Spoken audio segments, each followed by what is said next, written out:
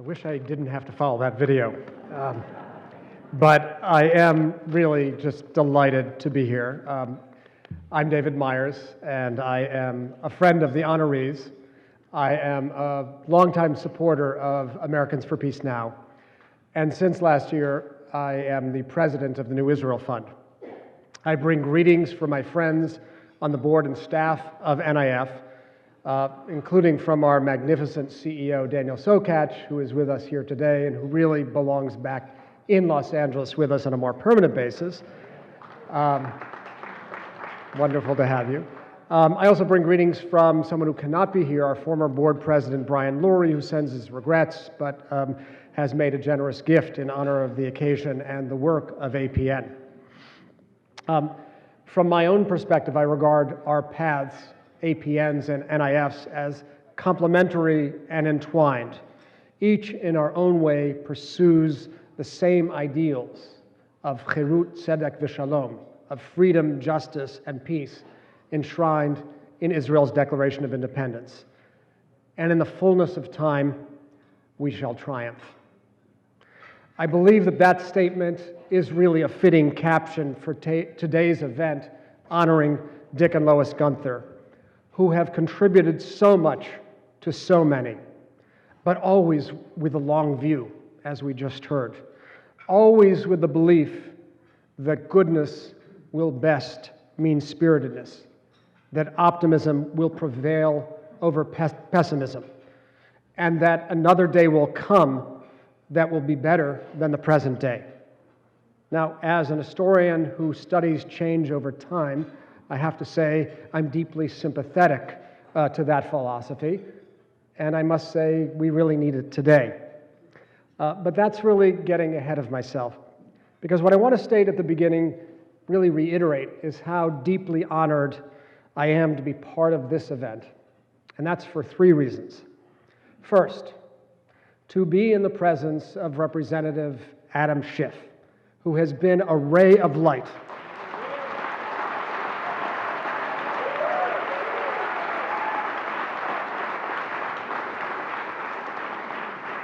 A ray of light in the darkness of our current, though I do believe transient, moment of illiberal democracy. Thank you for your intelligence. It's no coincidence you chair a committee of that name, for your courage, and for your commitment to justice. Tzedek, tzedek tirdof. We read in Parshat Shoftim just yesterday in Shul, justice, justice you shall pursue.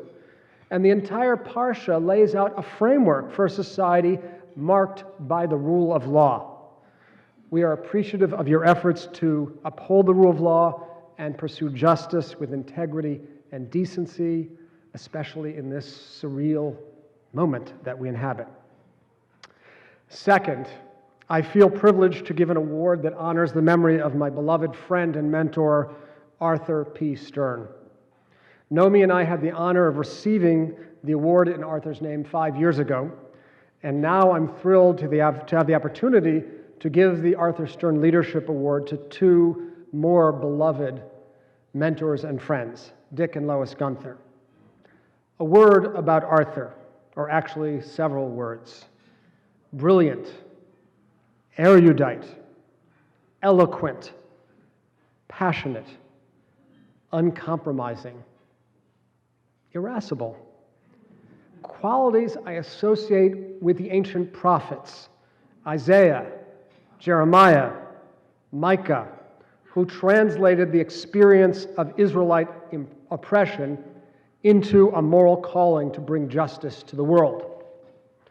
And so Arthur translated his own experience in Bergen-Belsen to the struggle for justice here in this country and in Israel-Palestine. What would he say today?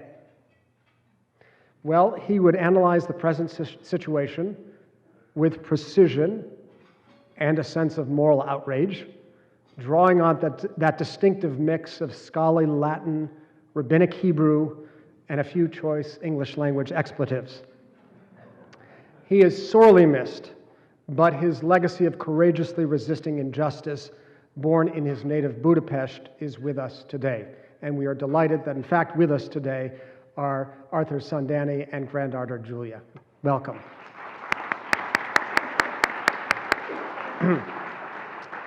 And now, at long last, we arrive at the third and main reason I'm so honored to be here, the opportunity to honor two giants of justice in our community, Lois and Dick Gunther. Where does one even begin with these two nonagenarians who are the very embodiment of youthful vitality? It's not just that they are spectacularly generous and have given to virtually every worthy cause one can think of. It's not just that they are a remarkable set of partners, something we remember well at the New Israel Fund. When we asked Dick to join the board of directors, he said, "I will, but on one condition, that Lois serve as a co-board member, and we will share the vote." As it turns out, Lois proved to be the far more valuable member of the board, for which we thank you, Dick. It's not just that Lois and Dick are two of the nicest people I know, whose generosity is not an abstraction, but begins with the most basic moral imperative from our treasured sources, ve'ahavta l'orecha kamocha, love your neighbor like yourself. These are all necessary conditions for Dick's and Lois's greatness. But the sufficient condition is their enormous creativity and innovation in doing good in the world. They are spiritual, philanthropic, and altruistic entrepreneurs in the best sense of the word, which always reminds me of a former president of the United States, not known for his loquaciousness or worldliness, who is said to have claimed that the problem with the French is that they did not have a word for entrepreneur. Dick tells us about his growth as an entrepreneur in his memoir, How High Is Up.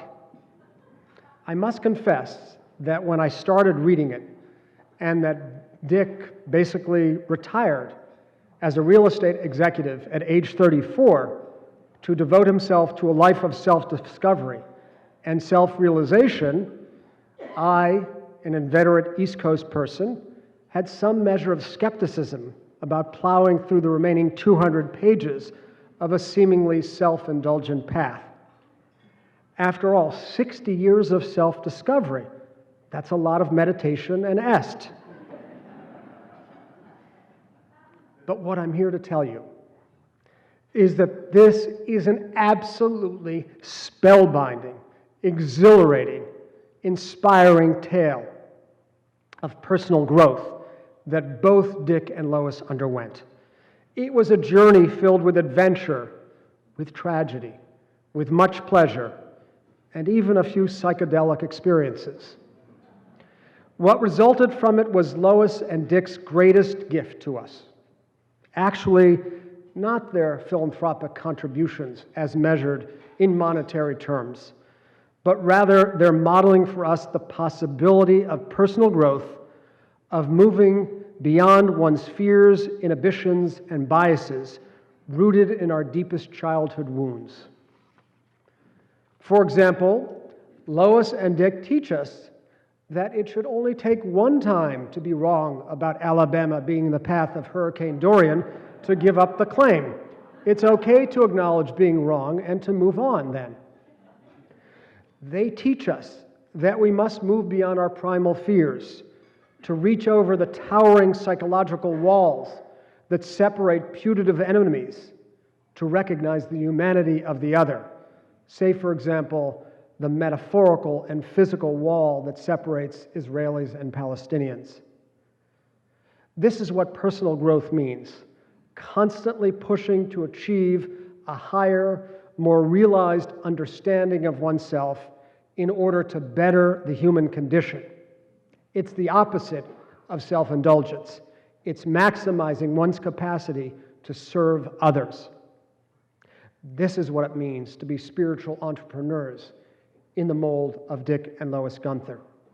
Long-term and exacting attention to overcoming one's own flaws as a prerequisite to meeting the other.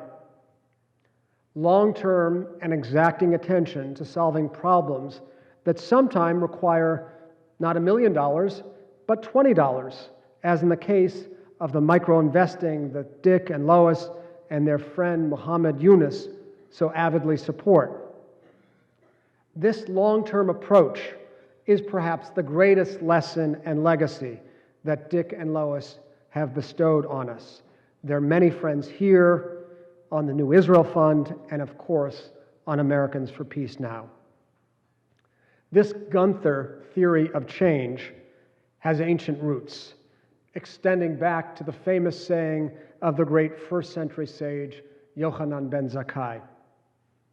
If you have a sapling in your hand and you are told that the Messiah has come, first plant the sapling and then go greet the Messiah.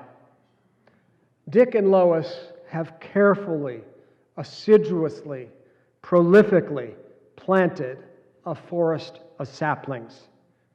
It is our job, all of us here today and many beyond, to tend to the forest, and I mean quite literally the forest, as in the Amazon rainforest, to nurture the long-term growth of our saplings, to realize that change comes about through incremental, collaborative, bottom-up work, and never, ever to lose hope that a better day will come.